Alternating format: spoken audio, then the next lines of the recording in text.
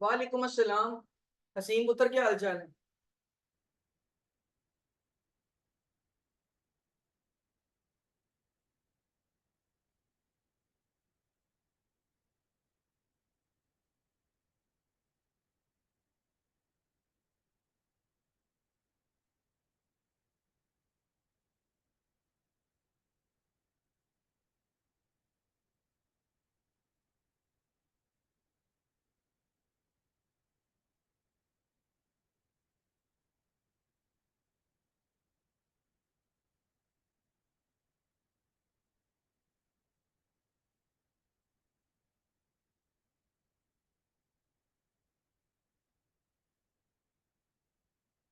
College कब से शुरू हो रहे हैं तुम्हारे?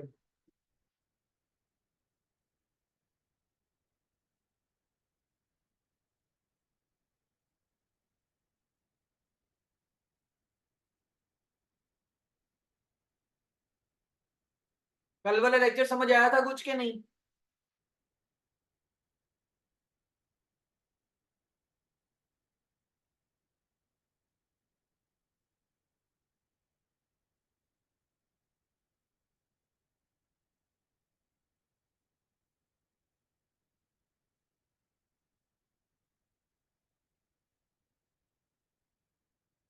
Okay, very good.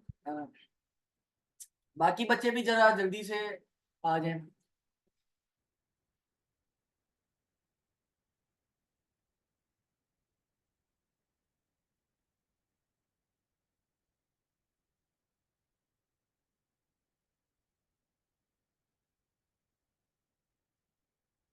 अपने ग्रुप में एक दफा दोबारा मैसेज कर दें, या जो जो बच्चे आपको ऑनलाइन अपने अपने ग्रुप के नजर आते हैं ना, उनको बता दें कि ऑनलाइन आ जाए, क्लास स्टार्ट हो गई है।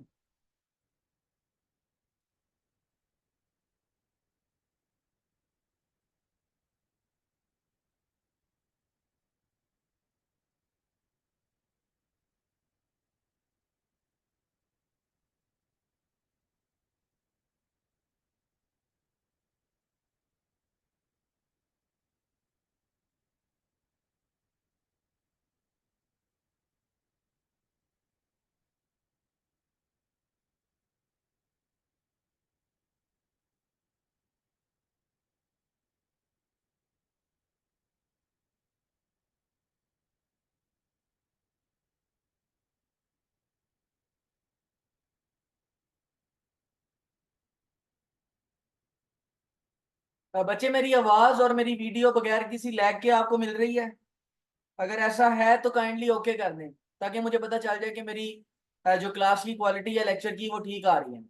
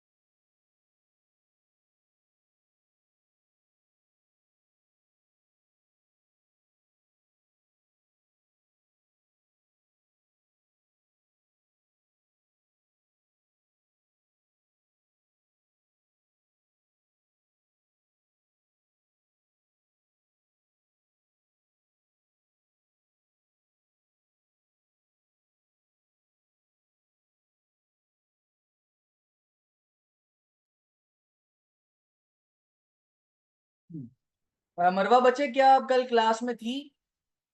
क्योंकि मुझे आप लास्ट में नजर नहीं आई क्लास में।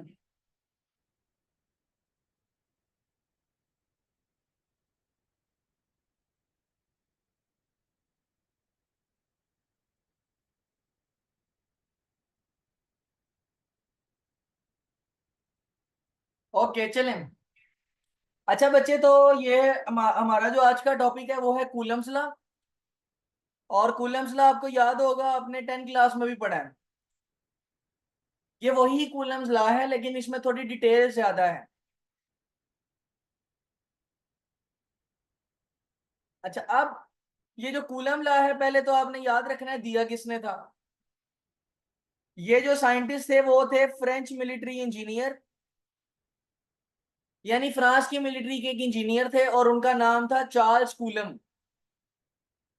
तो ये चार्ल्स कूलम जो है वो एक साइंटिस्ट थे, एक इंजीनियर थे। उन्होंने ये कानून दिया था।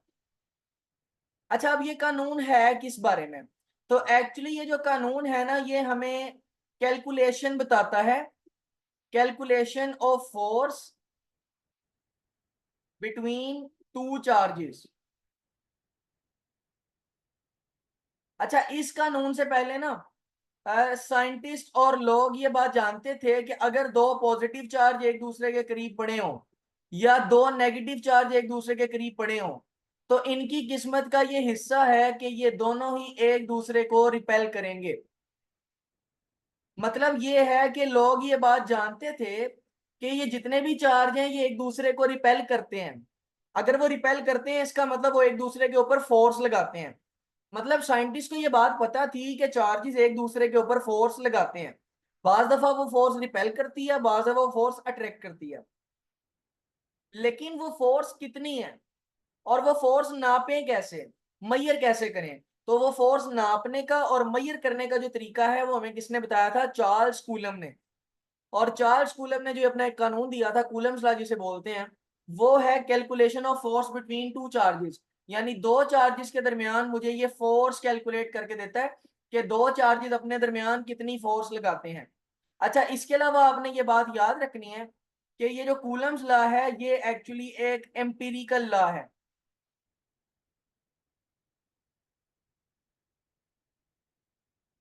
अब इंपीरिकल लॉ जिसे कहते हैं, तो बच्चे इंपीरिकल लॉ एक्चुअली कहते हैं एक्सपेरिमेंटल लॉ को। यानी एक ऐसा कानून है जो एक्सपेरिमेंट्स के जरिए आया है। यानी इस कानून को बनाते हुए कोई थ्योरी नहीं इस्तेमाल की गई, सोच इस्तेमाल नहीं की गई, बल्कि एग्जैक्ट प्रैक्टिकल्स यूज हुए थे। और प्रैक्टिकल्स यूज करने के बाद हमें ये लॉ मिला, ये कैलकुलेशन मिली, जो कि चार्ल्स कूलम ने हमें दी थी, और इसलिए हम इस लॉ को कहते हैं इंपीरिकल लॉ। समझ आ रही है?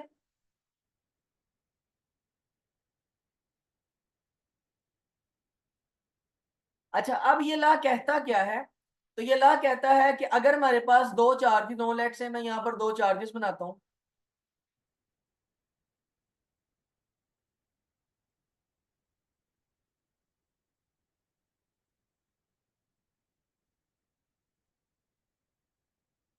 तो ये मेरे पास दो पॉजिटिव चार्ज हैं। आपको पता है सेम चार्ज हैं तो ये एक दूसरे के ऊपर रिपेल की फोर्स लगाएंगे, और ये एक दूसरे को यहां से अब क्या करेंगे? रिपेल करेंगे। और यहां से लेकर यहां तक इनके दरमियान कोई ना कोई मीडियम होगा।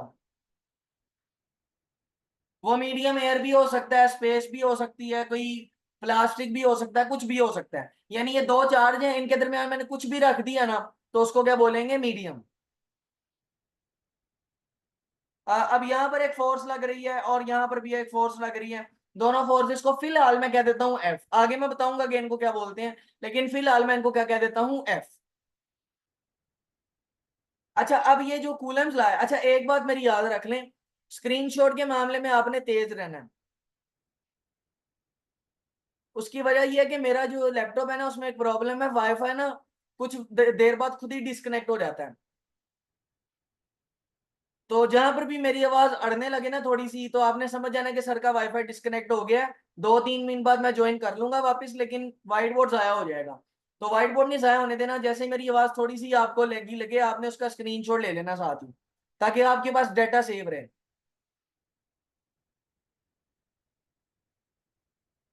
बच्चे, मेटल नहीं हो सकता, क्योंकि मेटल के बीच में से जो फोर्स है वो नहीं ट्रेवल करती। अगर आप दो पॉजिटिव चार्ज या दो नेगेटिव चार्ज के बीच में मेटल रख दें, तो दोनों पे कोई फोर्स नहीं लगेगी। इस चार्ज को पता नहीं चलेगा कि इधर कोई चार्ज है, और इस चार्ज को पता नहीं चलेगा कि इधर कोई चार्ज है, इसलिए आप मेटल नहीं रख सकते।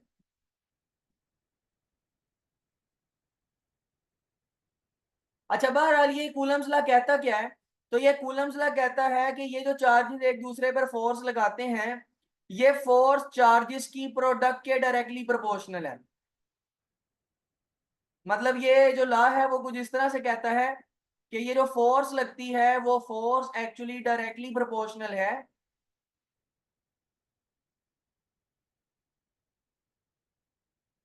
force is directly proportional to the product of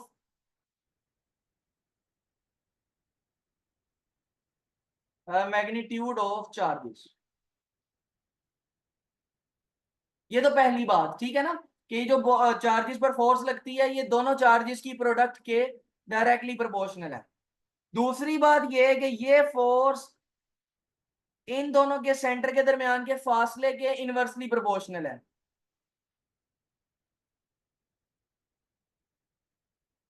अगर इन दोनों के चार्जेस के दरमियान देखा जाए तो यहां से यहां तक इनका जो फासला है उस फासले को बोला जाता है आर। यहां पर वो फासला है आर, ठीक है ना।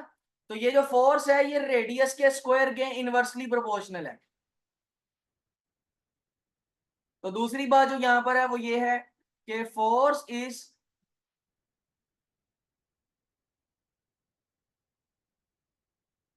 Inversely proportional to the square of distance. अगले अल्फाज बड़ी तवज्जो से समझने हैं आपने। Between centres of charges.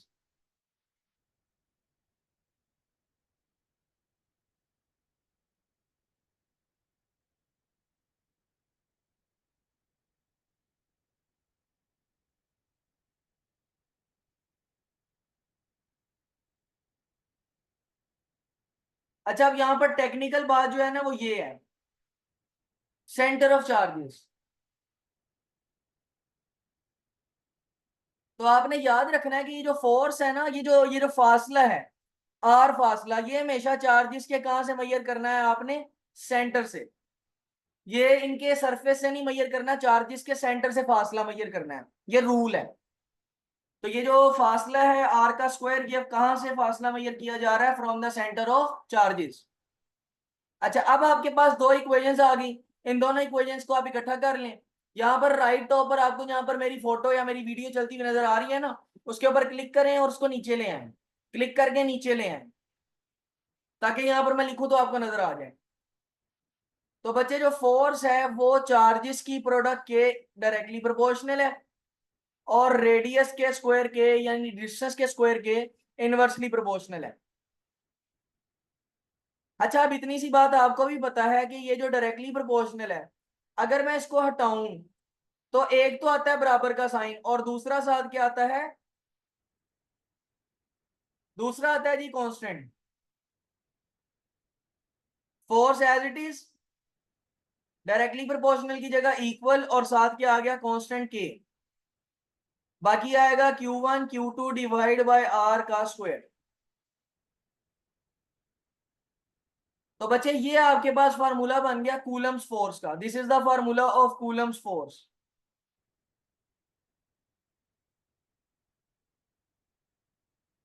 जो चार्जेस के दरमियान अट्रैक्शन या रिपल्जन की फोर्स लगती है उसको बोलते हैं कूलम्स फोर्स। और ये जो फार्मूला है ये फार्मूला है कूलम्स फोर्स का एफ।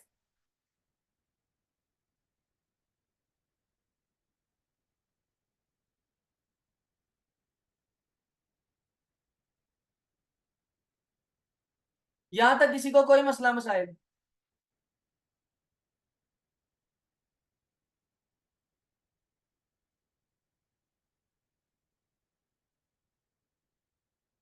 अच्छा, ये जो के है ना, इस के का नाम है कूलम्स कांस्टेंट।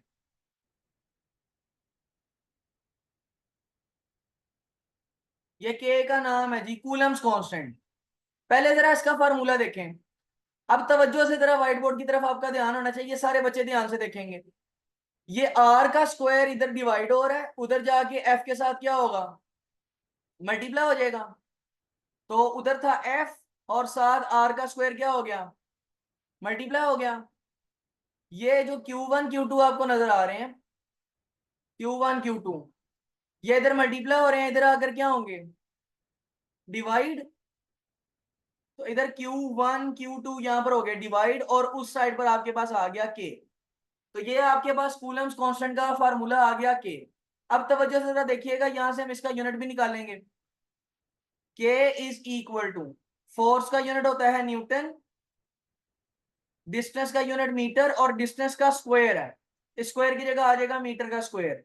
नीचे चार्ज Q1 कूलम और चार्ज Q1 कूलम, कल मैंने आपको बताया था चार्ज का यूनिट है कूलम। तो ये बनेगा न्यूटन मीटर स्क्वायर, और नीचे आएगा कूलम का स्क्वायर। और इसको फिर हम इस तरह से भी लिख सकते हैं, न्यूटन मीटर स्क्वायर पर कूलम स्क्वायर। समझ आई बात। तो ये आपने याद रखना है कि that this is the unit of Coulomb's constant. ये एमसीक्यूज में पूछा जाता है।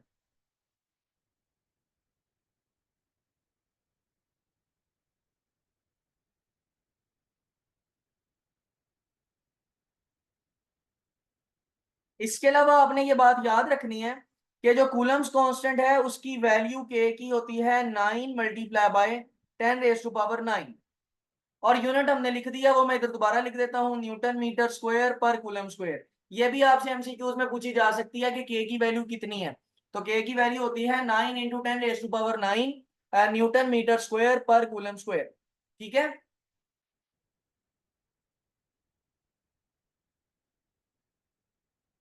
अच्छा, एक और बात ये है कि मैं यहाँ पर ये लाइन लिख रहा हूँ, बुक में नहीं लिखी है, लेकिन आपने ये याद रखना है, फॉर हिस्टोरिकल रीजंस, कुछ रीजंस की वजह से हमने के की एक वैल्यू और बनाई है, और वो के की वैल्यू है जी 1/4 पाई एप्सिलॉन नॉट। ये जो मैंने साइन बनाया है ना, इस साइन को बोलते हैं एप्सिलॉन नॉट।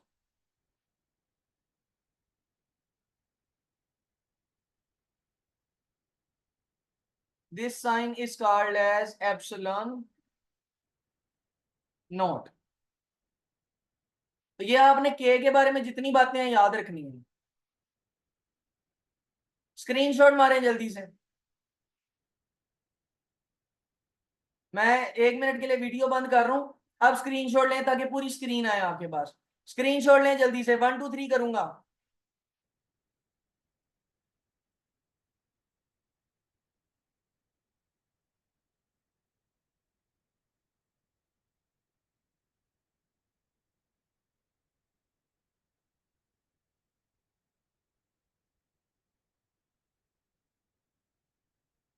1 2 3।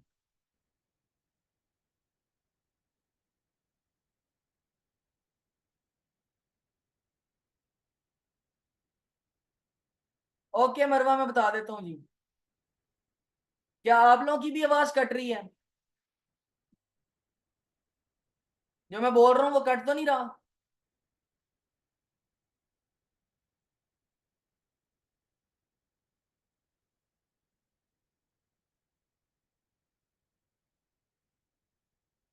अच्छा बच्चे जरा यहाँ देखें। मैं ये कह रहा था कि के की वैल्यू है 9 × 10⁹ न्यूटन मीटर स्क्वायर पर कूलम स्क्वायर। अच्छा, अब ये फॉर हिस्टोरिकल रीजंस, ये यानी कुछ हिस्ट्री की वजह से, हिस्ट्री में साइंसदानों ने के की वैल्यू बना दी है 1/4 पाई एप्सिलॉन नॉट। ये जो ई नोट है ना, ई नोट, इसको बोलते हैं एप्सिलॉन नॉट। इसके बारे में मैं आगे डिटेल में बात करता हूं, लेकिन अभी आपने ये बात याद रखनी है। आवाज कट रही है?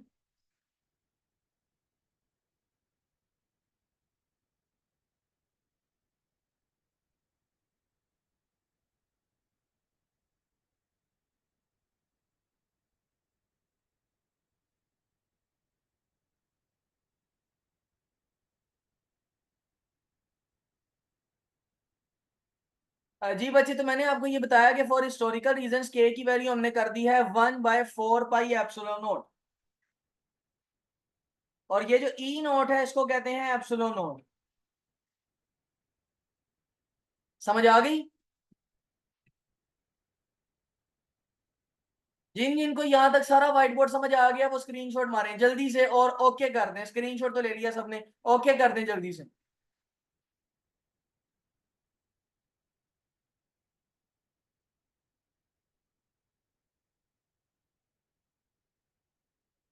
वही आप लोग सो रहे हो, जल्दी ओके करें अगर समझ आ गई है तो।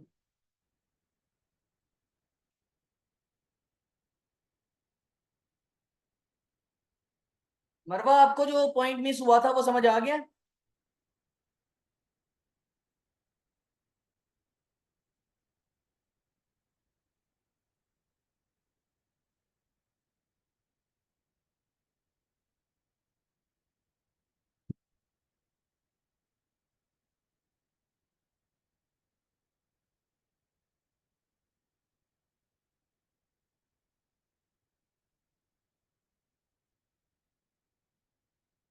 अच्छा बच्चे, अभी मैंने आपको बताया कि के जो है उसको बोलते हैं कूलम्स कांस्टेंट।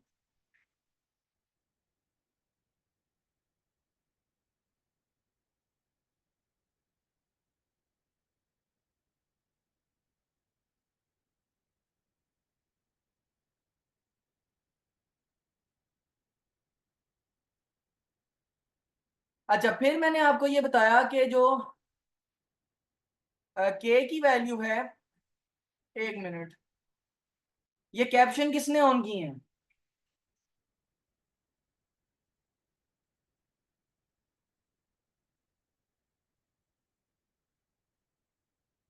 बच्चे जिसने कैप्शन ऑन किए हैं बंद कर दें, इससे नेट फजूल में जाया होता है और वीडियो स्लो हो जाती है।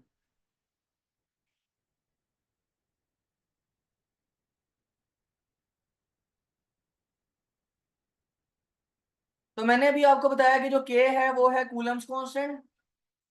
और फिर मैंने आपको ये बताया कि जो के है उसकी वैल्यू है 9 × 10⁻⁹ न्यूटन मीटर स्क्वायर पर कूलम स्क्वायर। ठीक है। साथ मैंने आपको ये बताया कि साइंटिस्ट ने हिस्टोरिकल रीजंस की बुनियाद पर के की वैल्यू बनाई है 1/4 पाई एप्सिलॉन नॉट। यहां पर ये जो है इसको बोलते हैं एप्सिलॉन नॉट।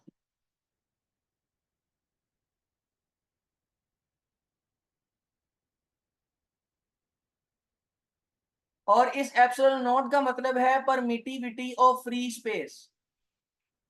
ये इसका नाम है actually, permittivity of free space.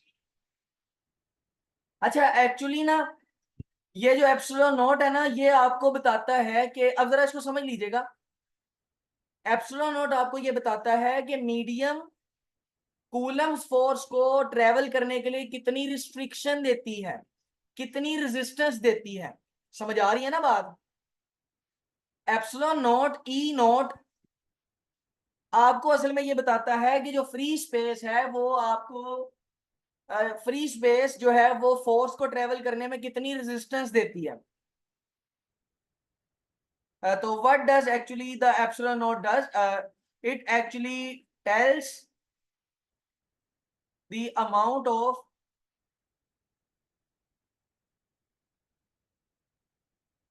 resistance provided by free space for coulomb's force। तो ये बात आपने याद रखनी है कि जो एप्सिलॉन नॉट है ना, ये हमें ये बताता है कि जो फ्री स्पेस है जो कि हमारा मीडियम है एक्चुअली, तो वो मीडियम कूलम्स फोर्स को ट्रेवल करने के लिए कितनी रेजिस्टेंस देता है, कितनी रुकावट देता है।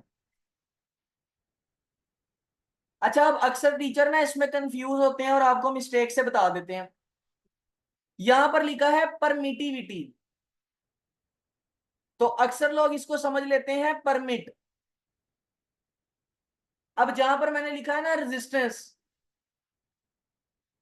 वो इसको समझते हैं अलाउ। मतलब अब जरा समझिएगा, यानी कुछ लोगों का ये मानना है कि एप्सिलॉन नोट का मतलब ये है कि फ्री स्पेस कितना अलाउ करती है, कितना अलाउ करती है फोर्स को ट्रेवल करने के लिए। आपने मेरा पॉइंट, ये मेरी बात सुन लें, एप्सिलॉन नोट का पॉइंट आपने अंडरस्टैंड करना है और मुझे फौरन ओके का मैसेज देना है। एप्सिलॉन नोट में अक्सर लोगों का ये ख्याल होता है कि ये जो परमिटिविटी ऑफ फ्री स्पेस है ये आपको परमिट देती है, ये बताती है कि फ्री स्पेस एक्चुअली कितना अलाउ करती है फोर्स को ट्रेवल करना, कितनी आसानी देती है फोर्स को ट्रेवल करना। समझ आ रही है बात? लेकिन ये गलत है। जो एप्सिलॉन नोट है वो परमिट नहीं है, वो अलाउ नहीं है, बल्कि वो रेजिस्टेंस है। एक्चुअली ये बताता है कि फ्री स्पेस कितना रोकती है फोर्स को ट्रेवल करने के लिए, एक चार्ज से दूसरे चार्ज तक पहुंचने के लिए कितना रोकती है, कितना रेजिस्ट करती है, उसको बोलते हैं एप्सिलॉन नोट।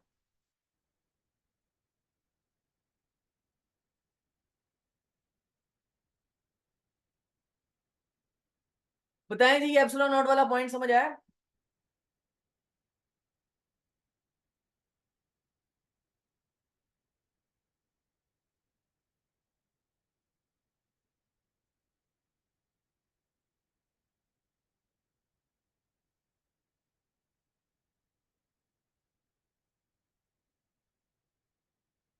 बच्चे यहां पर लेट से आपके पास दो पॉजिटिव चार्ज हैं, सीम आपकी बात का जवाब दे रहा हूं।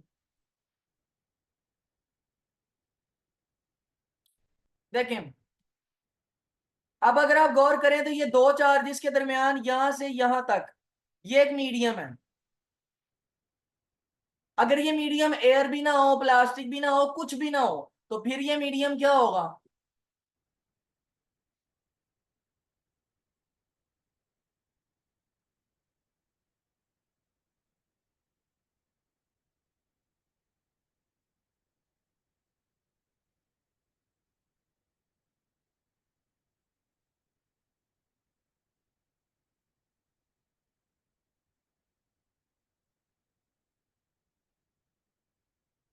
मैं अपनी वीडियो बंद कर रहा हूँ नेट स्लो होने की वजह से।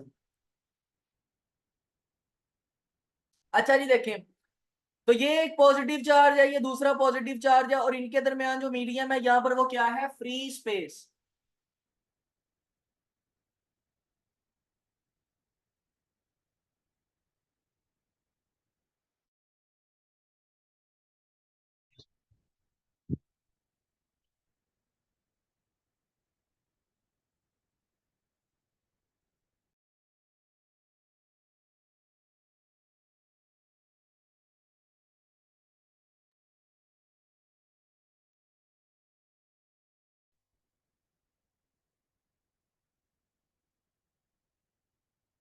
ओके क्लास, तो इधर ये डिस्कनेक्ट हो गया था, जरा हम दोबारा से स्टार्ट कर लेते हैं।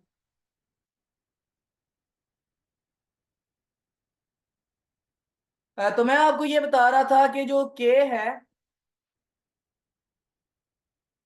उसकी वैल्यू है 9 × 10⁹ न्यूटन मीटर स्क्वायर पर कूलम स्क्वायर, और साइंसदानों ने इसकी वैल्यू लिख के दी है 4 पाई एप्सिलॉन नॉट। अब इसके बारे में मैं बात कर रहा था, इसको पढ़ते हैं एप्सिलॉन नॉट। अब ये एप्सिलॉन नॉट जो है ये है परमिटिविटी ऑफ फ्री स्पेस।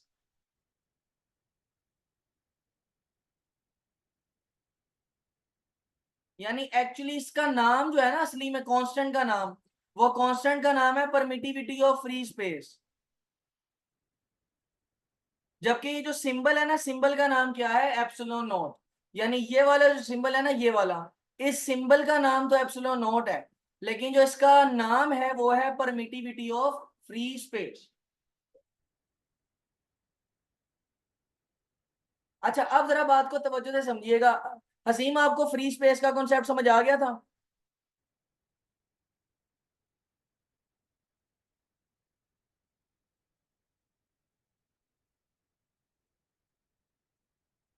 तो अगर आपके पास ये दो चार्जेस हैं पॉजिटिव, इनके दरमियान आपको पता है यहां से लेकर यहां तक होगा मीडियम।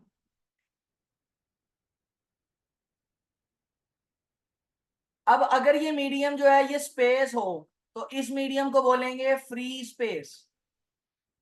अब ये जो एप्सिलॉन नॉट है ना, परमिटिविटी ऑफ फ्री स्पेस है, ये एक कांस्टेंट का नाम है और हर मीडियम के लिए कांस्टेंट अलग है।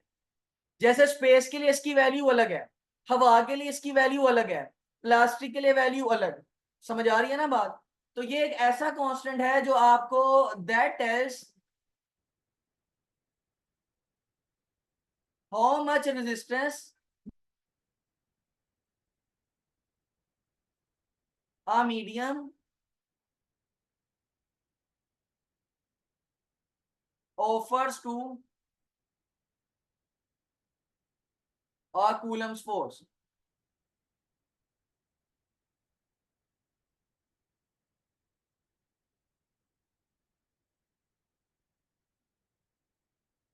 एक्चुअली इंटरनेट स्लो है इसलिए आवाज नहीं आ रही। मैं अपनी वीडियो बंद कर रहा हूँ, इंटरनेट स्लो है इस वजह से। अच्छा बच्चे, यहाँ पर जो मीडियम है वो आपने याद रखना है। मीडियम जो है वो यहाँ पर है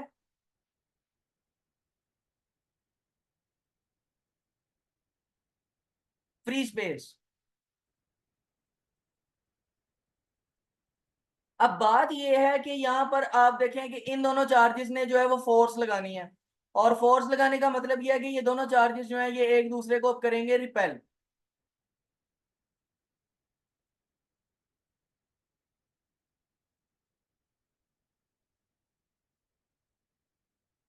अब जब ये एक दूसरे को रिपेल करेंगे यानी फोर्स लगाएंगे, तो अब ये टच तो हो नहीं रही, यानी इनके बीच में किसका गैप है?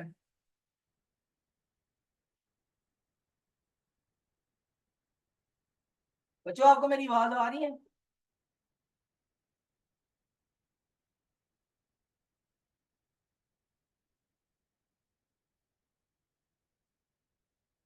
अच्छा जी देखें, तो ये जो परमिटिविटी ऑफ फ्री स्पेस है ना, ये आपको ये बताता है कि ये जो फ्री स्पेस है ये एक्चुअली आपको जो है ना यहाँ पर फोर्स को कितनी रेजिस्टेंस ऑफर करती है। यानी इस फोर्स को यहां से ये चार्ज 1 से चार्ज 2 तक पहुंचने में कितनी रेजिस्टेंस लगती है, कितनी मेहनत करनी पड़ती है, ये कांस्टेंट आपको इस हवाले से इंफॉर्मेशन देता है। जी बच्चे, फ्री स्पेस जो है वो गैप है। दोनों चार्जेस के दरमियान गैप में अगर हवा होगी तो मीडियम कौन हो जाएगा? एयर। अगर कुछ भी नहीं है तो फिर स्पेस। अगर प्लास्टिक रखूंगा तो फिर मीडियम कौन हो जाएगा? प्लास्टिक। आप समझ आ गई?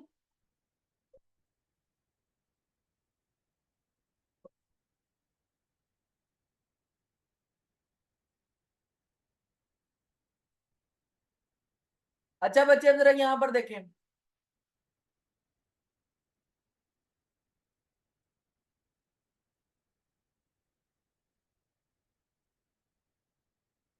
यहां तक तो क्लियर है ना सब? आप देखें के की वैल्यू है 1/4 पाई एप्सिलॉन नॉट। अगर आपने यहां से एप्सिलॉन नॉट की वैल्यू निकालनी है तो आप यहां पर गौर करें तो ये 4 पाई जो है ये इधर डिवाइड हो रहा है, उधर जाके क्या होगा? उधर जाके ये हो जाएगा मल्टीप्लाई। तो आपके पास एप्सिलॉन नॉट की वैल्यू बनेगी k.4 पाई।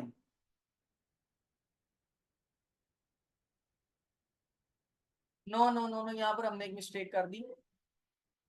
यहाँ पर आप देखें तो एप्सिलॉन नॉट तो नीचे रहेगा 1/एप्सिलॉन नॉट, और ये 4 पाई उधर जाके मल्टीप्लाई हो जाएगा, तो आपके पास ये वैल्यू क्या बनेगी? 4 पाई के।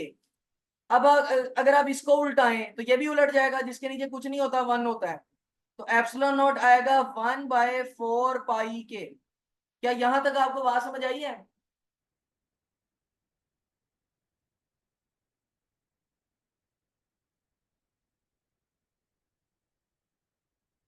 अच्छा जरा यहां पर देखें, epsilon naught is equal to 1/4।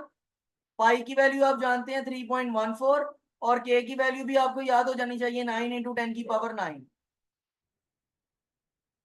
अब 4 का कोई यूनिट नहीं होता, पाई का कोई यूनिट नहीं होता। के का यूनिट होता है न्यूटन मीटर स्क्वायर पर कूलम स्क्वायर, और ये सारी की सारी चीज 1 ओवर में आएगी।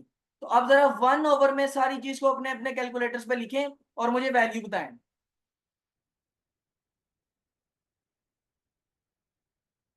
जल्दी से, शाबाश।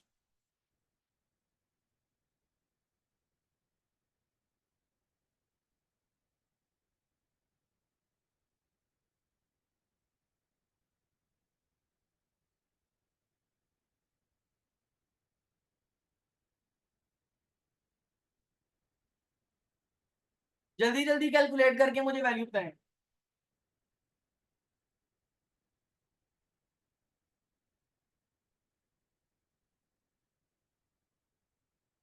जी बच्चे, इसकी वैल्यू आती है 8.84 इंटू 10⁻⁻12।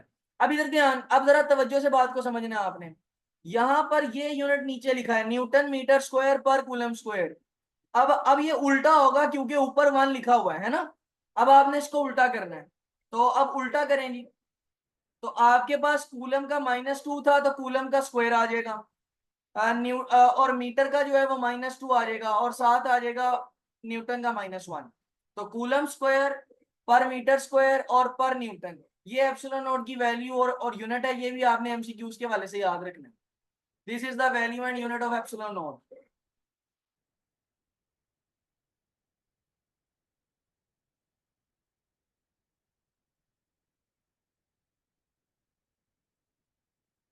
बच्चे 8.84 और 8.87 में कोई फर्क नहीं है। टेक्स्ट बुक में हमारे पास 8.87 लिखा है, तो हम इसको 8.87 ही पढ़ेंगे।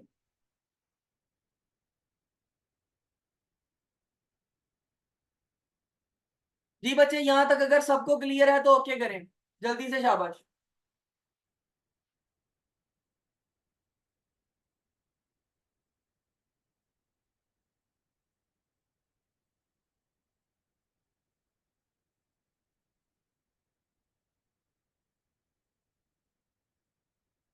अच्छा, पेपर में यहाँ पर एक सवाल आता है, शॉर्ट क्वेश्चन आता है, और वो है G, on what factors value of K depends.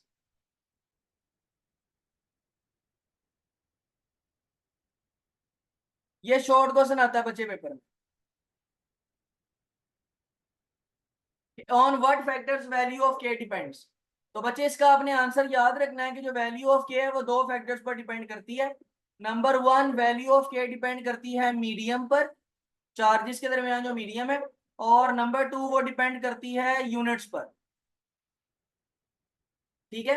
अगर आप देखें तो के की वैल्यू एसआई यूनिट में है 9 × 10⁹ न्यूटन मीटर स्क्वायर पर कूलम स्क्वायर। लेकिन अगर आप सीजीएस में आए तो के की वैल्यू होती है 19